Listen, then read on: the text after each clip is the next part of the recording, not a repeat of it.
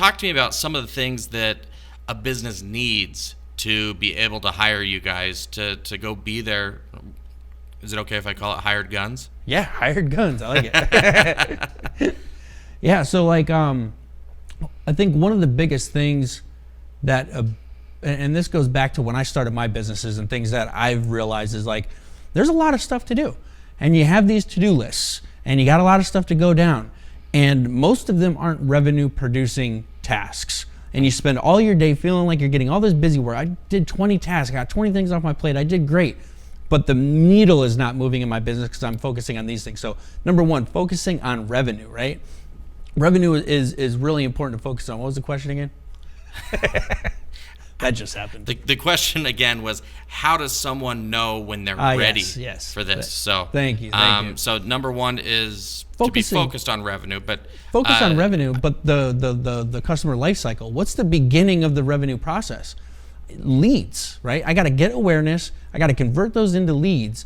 So that's the number one thing that most people I think out there struggle with. That's why there's so many courses and classes and agencies helping businesses get leads, because that's the consistent way to get revenue. It's the way to get predictable revenue. So the first thing a company needs is consistent lead flow.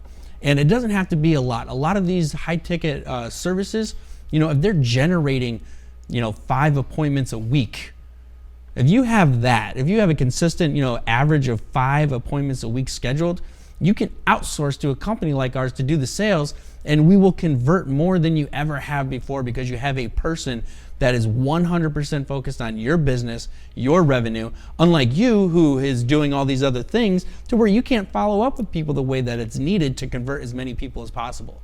Yeah, no, it's crazy because I absolutely can't, and that's something that really is frustrating for me and difficult for me because it's tough to run a business on your own, especially when you're selling high ticket items.